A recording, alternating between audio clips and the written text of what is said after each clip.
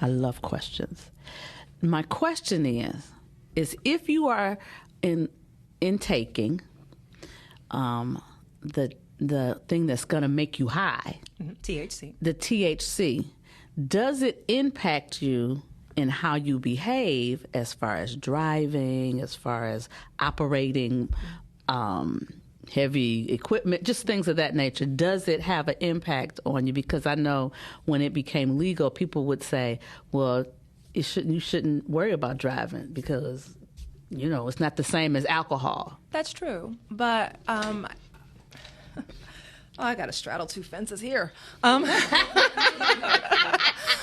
All right, so here's the deal. I am what they consider a habitual, a chronic user. I use cannabis every day. I use it to treat my multiple sclerosis. I will never test negative for cannabis. I use too much of it. It's in my fat cells. Am I impaired right now? I don't think so. I drove here. All right. Also, when you inhale cannabis, the effects usually wear off within an hour or two. But also, the studies have. I will always say that no, you shouldn't drive or operate heavy machinery when you're under the influence of anything. Be it alcohol, be it a Vicodin, be it a whatever, be it cannabis. But there are some people who are okay, especially those who are more regular users. They know their level, they know their tolerance, and especially I would not advise driving after having a gummy or an edible unless you absolutely know how that edible is going to affect you if you've used it previously. But the state of Michigan did do a study. They impaneled a whole group of people to study. They were trying to set a legal limit for THC levels in your blood. And because THC doesn't work that way, it's hard to find out a level of impairment. So in Michigan, they've decided to not set a level of impairment because the science just doesn't back up impairment because it's different when for you're every using person. Cannabis. Correct. Okay. So, but generally speaking, the research has shown that cannabis users tend to drive they drive slower. They drive under the speed limit. That's how the cops tend to know who high people are. They're driving 45 and a 75. And a 75. All right, so that person is high.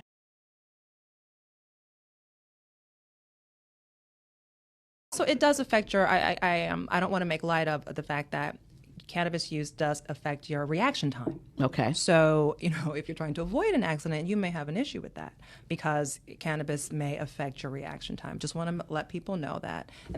But overall, most habitual users are fine. And people, and also too, if you were to smoke a joint at night while you're watching a movie or eat a gummy at night while you're watching a movie and you go to sleep, you're not high the next day. You're not high. Even though your body will still register, THC metabolites, you will still test positive.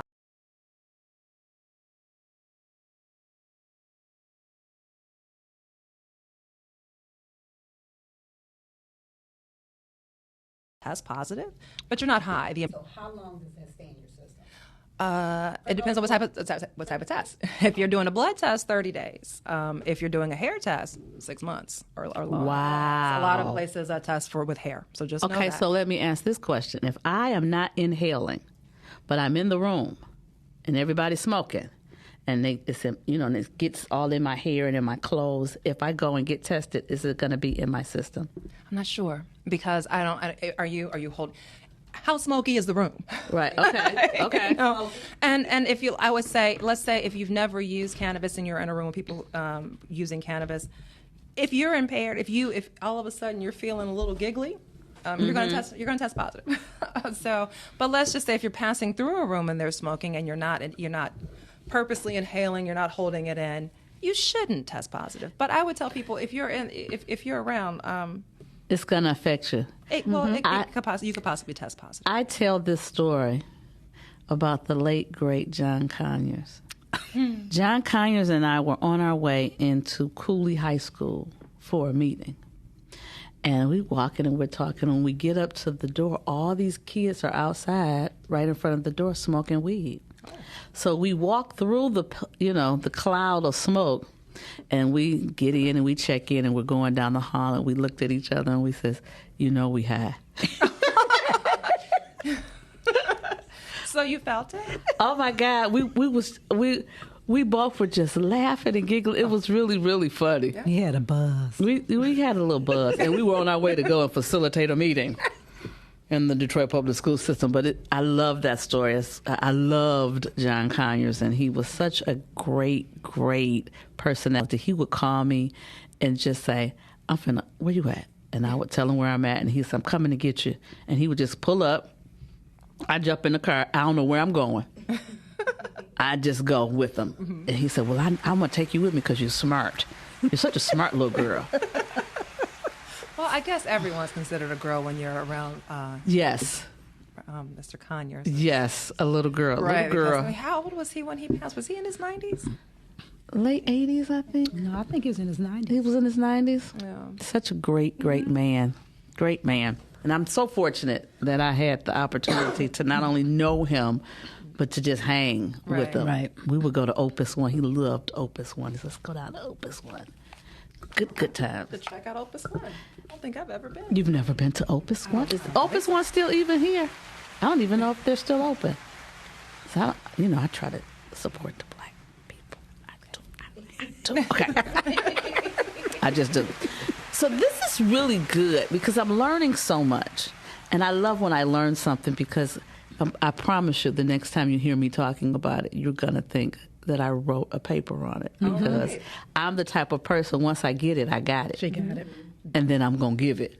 I hope you do. So I'll be someplace. So, there's over 100 cannabinoids. Right.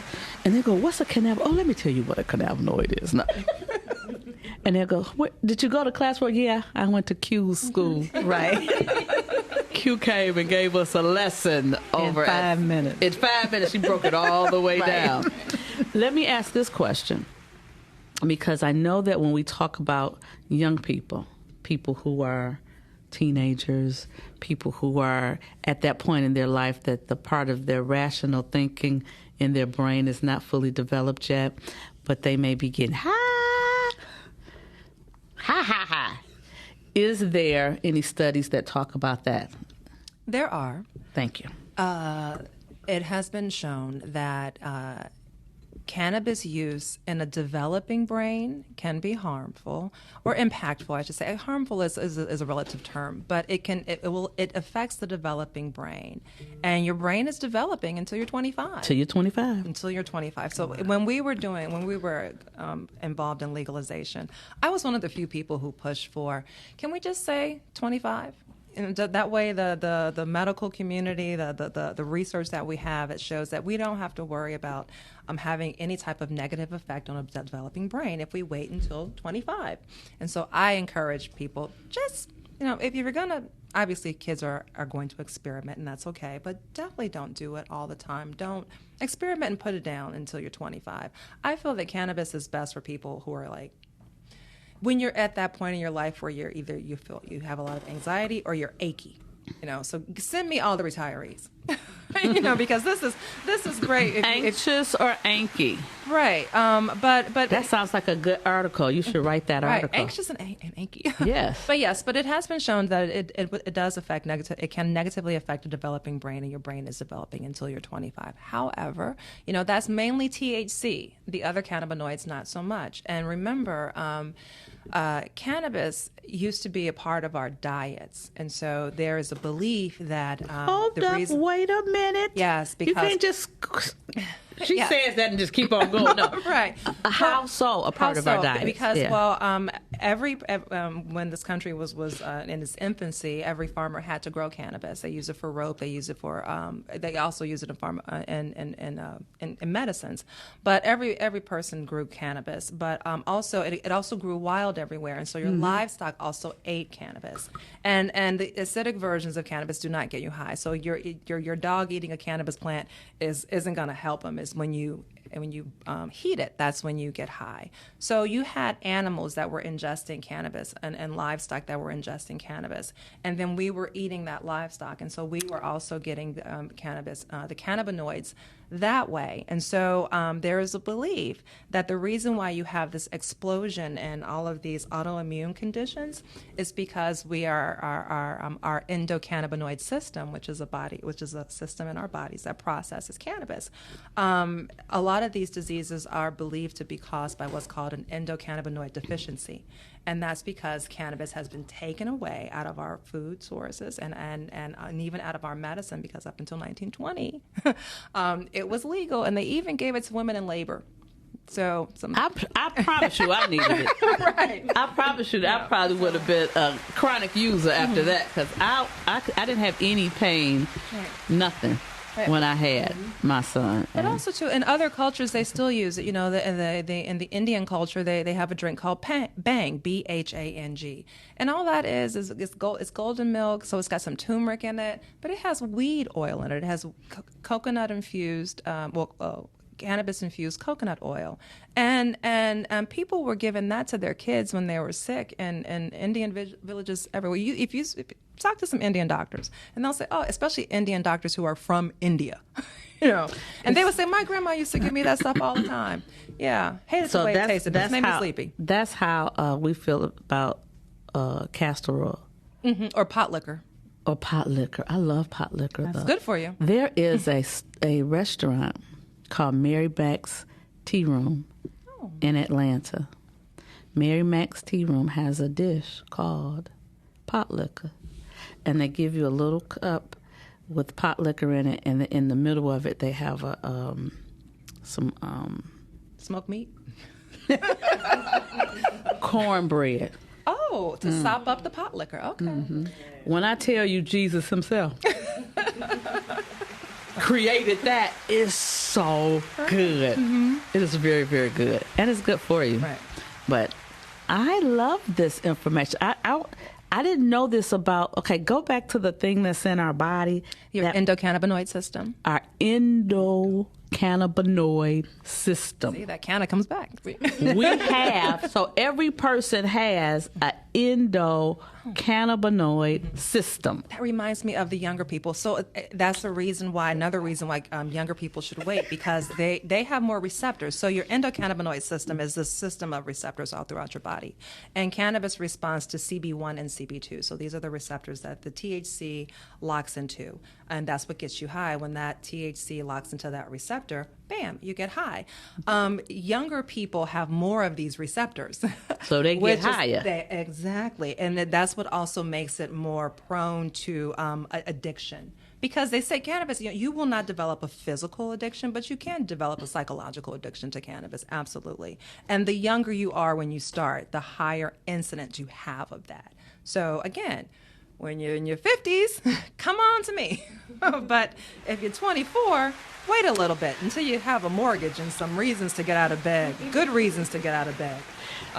Let me ask this question, because I'm getting ready to travel. And so you can't travel with it, right?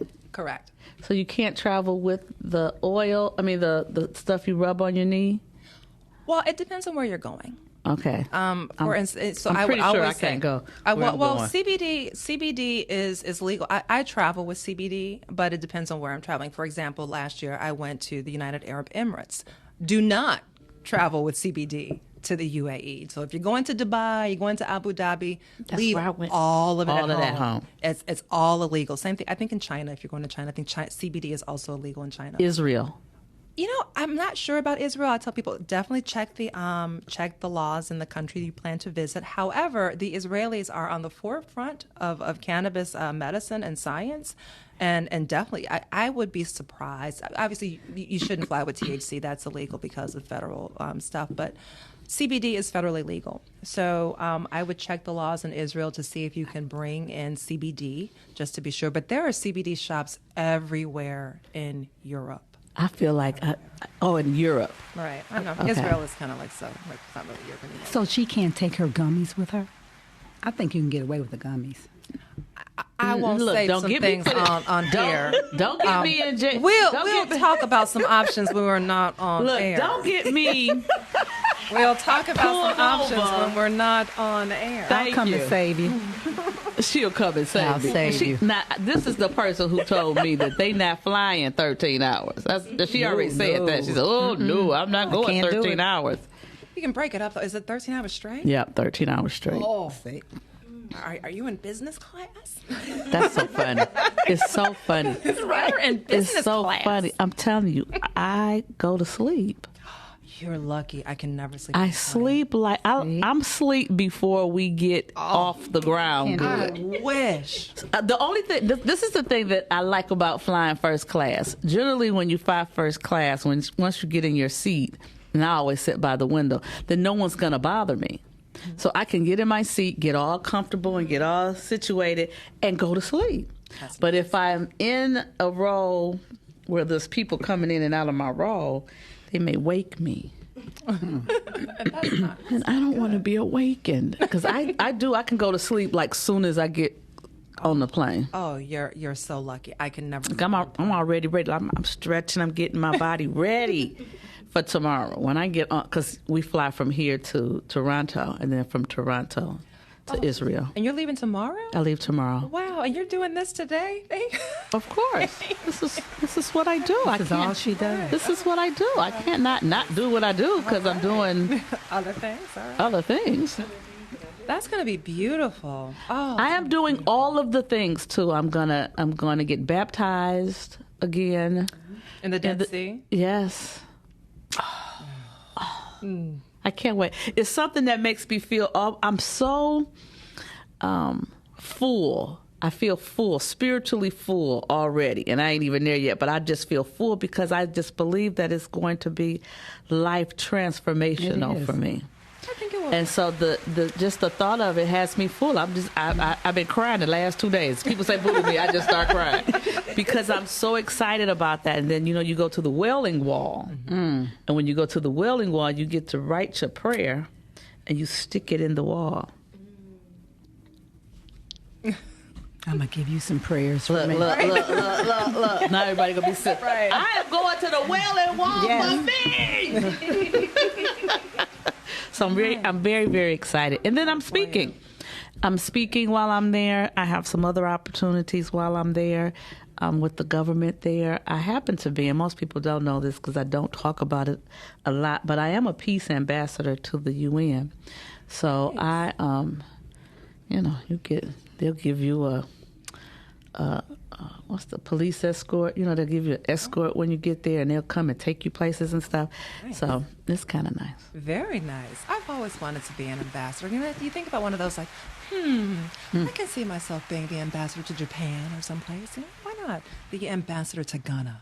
Well, what's nice about being a peace ambassador, you're a peace ambassador for the UN, so every place that you go, you are an ambassador. All right. Because peace ambassadors have to do with Scripture. And most countries outside of the U.S.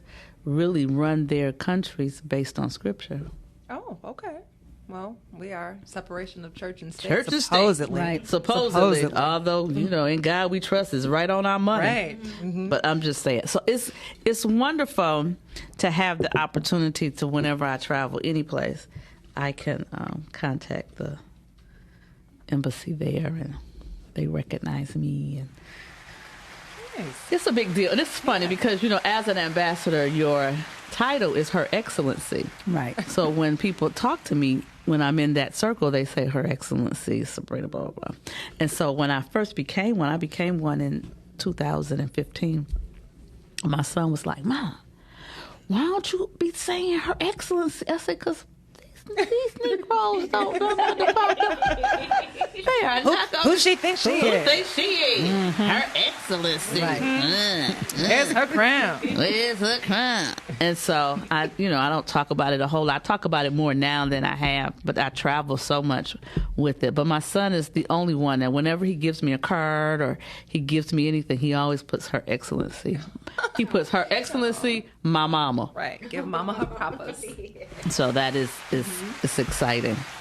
So I want to get into this high tea. Oh. So are the high teas going to be different, or it's going to be the same concept? Oh, the same concept. It's just the program would vary just slightly. So this first one, it's all about cannabis. Okay. So we'll be talking about ways to use cannabis, and also we'll be talking about how to cook with it, different types of vaporizers versus combustion, all different types of modes of use. And most importantly, people can get their questions answered by a medical professional. And I'm so grateful to our product sponsor, Oak Canna and the Canna Boys, and so they're making sure that people go home with some nice cannabis goodies to go home and try. So they'll go home with homework. So what led to the partnership with the Foundation Hotel?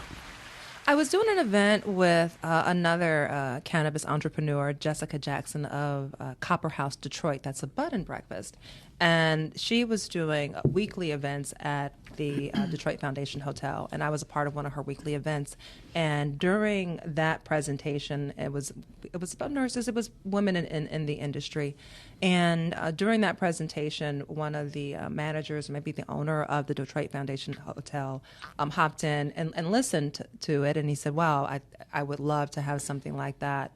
Here, we need to expand on that, and if we can have people here in the Detroit community come and use our space to learn about this, we'll welcome you. So, because I was not going to do tea parties this year because they are work. And you trying to not work? Right, I'm retired. I'm retired. I am retired. No, that last tea what's party so funny? was- But what isn't it funny though that I know so many people, because Huel said this to me, that I'm busier now. Right. Yes, it's Then- crazy. That's good. Yeah, he said I'm busier now than I was I every had to pull day. it back, and I felt so bad because you retire and then you go, oh, I don't want to just sit at home. I want to get out there and do things, and so and people reach out to you. So you sign up for this, you sign up for that, and all of a sudden you're signed up for all kinds of things, and you're like, I don't even like this. I don't like these people. I don't like these people. I don't like what they're asking me to do. I want to be at the barn. So yes, I want to do the things that, fill me up. So, but yeah, you find yourself in that situation when you're newly retired, all of a sudden, the volunteering is the hardest work you will do. Right. So, And people seem to pull on you much more when you're the volunteer. Like, I expect you here. So back to the tea party. Yes. This year. This year won't be like Yes, last year. This year. Because last year What was happened just- last year? But there were a lot of people. And people were just showing up at the door. Please don't do that on Saturday. Right. So, there were 170 people there. And so now the venue does not hold that many. So I said, instead of doing one big one, and last year was unique because we were still coming out of COVID, and places were still dealing with their COVID workforce. And so places didn't have workers, and people just weren't showing up. And so we last year we had to do a lot of the work ourselves because people would say, I'll deliver the tables, but you have to set them up. Granted, the table delivery though was nice, but dishes, for example, we had to rent dishes and plates and everything. And so the place where we rented items from, they said, well, you can come and pick them up and drop them off. We have no one available to deliver and to set them up. And so you got 170 plates and, and forks and knives. And Don't you appreciate the people who do that work so much more when you have to do it? It's hard work. So covering chairs and tables. My son had a birthday party and we were covering tables. I was like, I don't want to cover a table. Right. I don't want to cover a table. I don't want to do that. I'll pay for that. Right. And I couldn't pay. You can't even pay if ain't nobody available. No one was available. And so bless your heart, Angie. Because Angie is the... I will step in and help. No, let me say what she is. She's an angel. She really is. She's an angel. She'll work when she hurt. Yes. Yeah, so Angie last year was wiping the sweat off my arms. Yes, she's like, you are going to pass out, and people were like, you are going to pass. There was no air conditioning. It was hot. It was hot. It was hot. There was no air conditioning because the venue had no air conditioning. Well, you're not going to have that problem at the foundation. Not at all. So I was overjoyed when they said yes. So now your it's all dates are this coming Saturday, the 22nd, and then next month, August 26th. 26. So it's just two.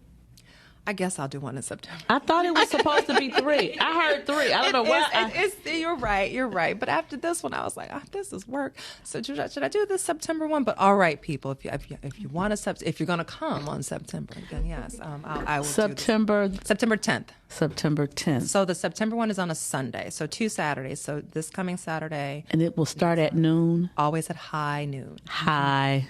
High noon. High. Like, do you have like a bunch of songs that have to do with getting high? No, because I'm a house head. I'm a house head too. Yeah, so I mean, but you could get a house person to make you a high house mix. All right. Well. The DJ is Richard Sarfoh. Okay. You see me? So, all right. But we do have a music lady. Yes.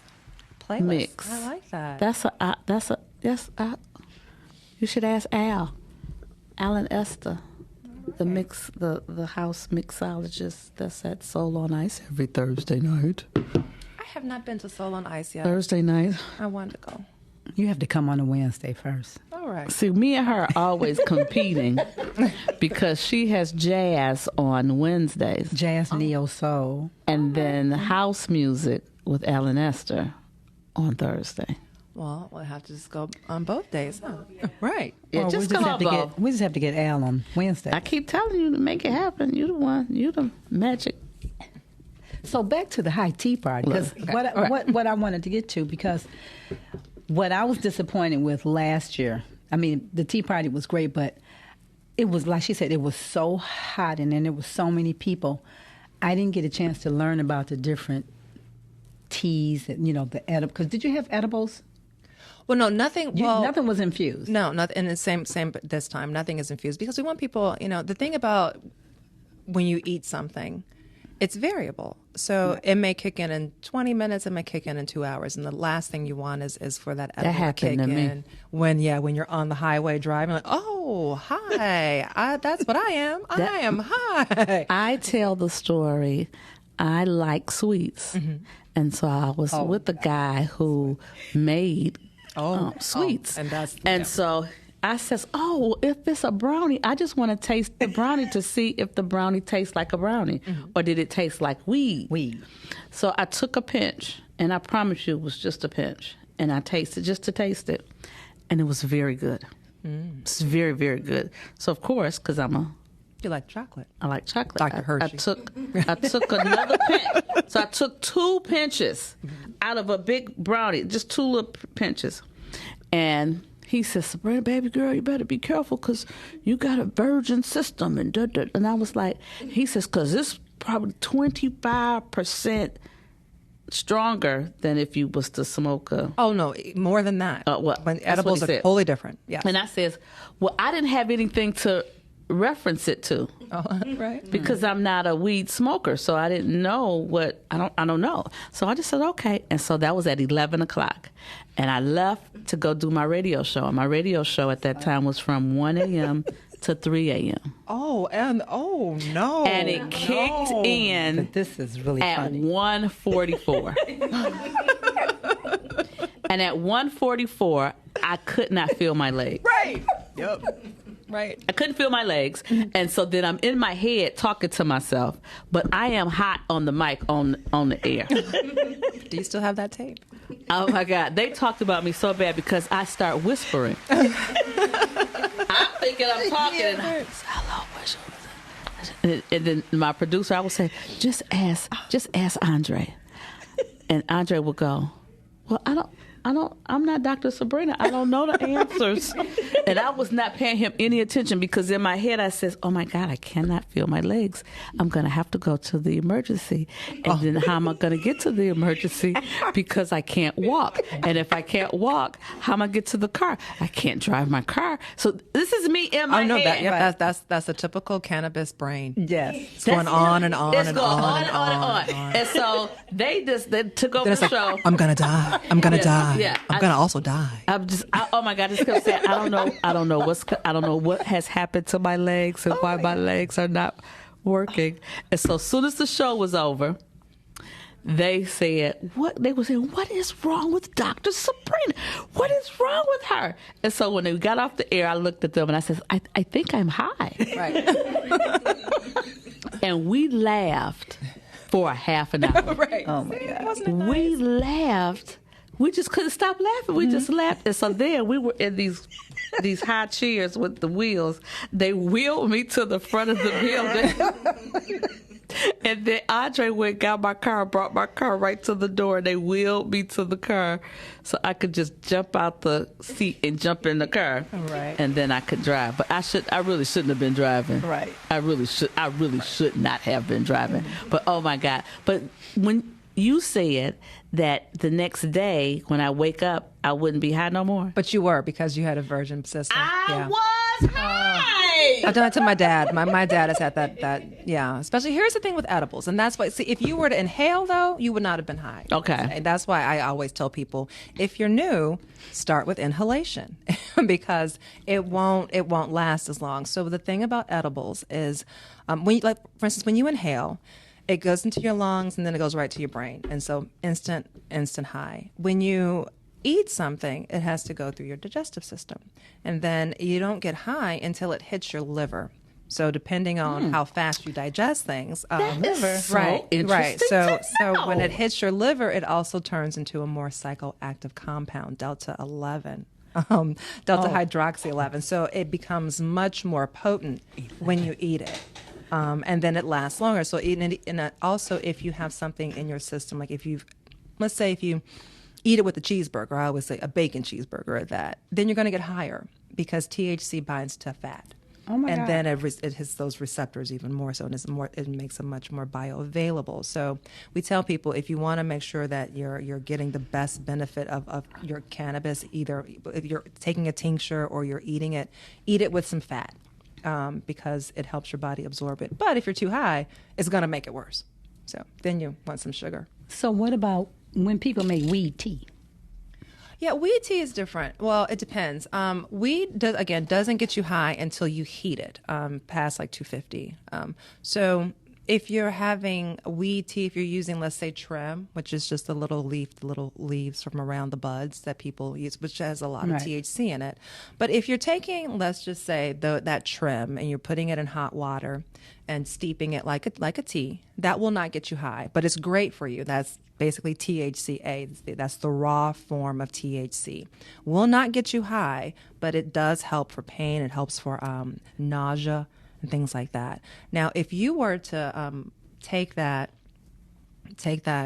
trim, put it in your stove for 45 minutes at 250 degrees, and then take it out and then mix it with some butter, and then put that in your tea, you will get high. Or you can make sugar and you just you mix it in Everclear. Yeah, and that's a long story. What's Everclear? Grain alcohol. It's well, if you ever go to like fraternity parties back in the day, when I was fraternity parties, the Qs, they would have this stuff called. Those were my favorite parties too. Right? Oh my God. Yeah, the Qs will have this stuff called Q oil.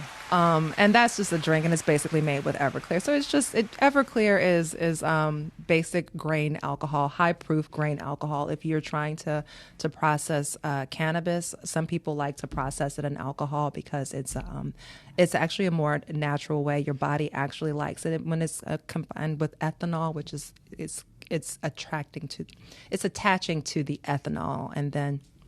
When I make sugar for my tea, for example, you take your weed after you cook it at 250 degrees, and then you put it in a mason jar. And then you fill that mason jar with Everclear. And you shake.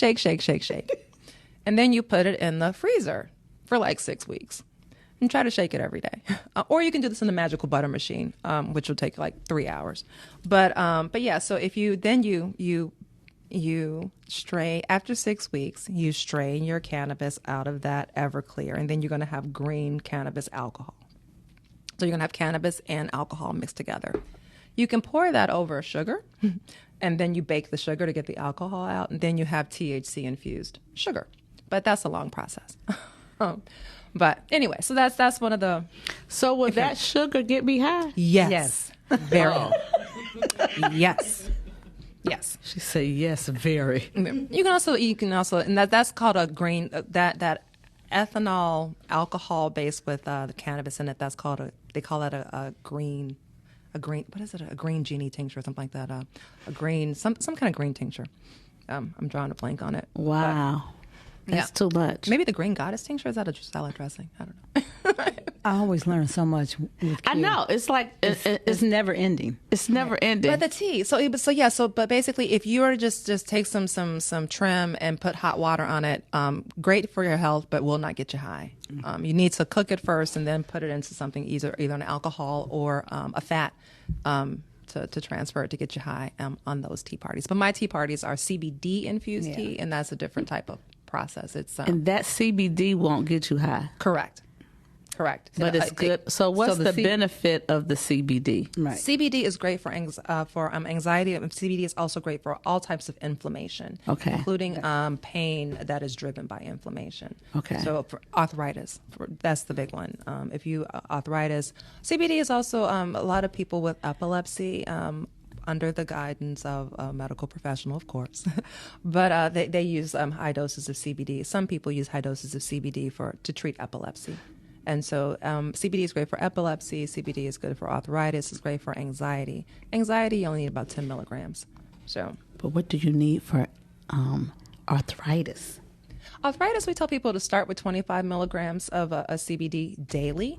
And then you may have to titrate up after a couple of weeks. So plant-based medicines like cannabis, they take a while to build up in your system before you get the full benefit. Now, if you're in a lot of pain, you take a tincture, like, wow, it's great. It helps. That's wonderful. But you won't get the full effect until you've been on that product daily for about 90 days. Then you're at full saturation levels in your body. That's when your body is really starting to utilize the full benefits of that plant-based medicine. So you'll see results relatively quickly, but you'll see the full results over months. And now the full results, because it helps your body maintain homeostasis. So things that you may not have even really haven't been on your radar, just like, oh yeah, my blood pressure maybe is like a little elevated, or maybe my blood sugar is a little high.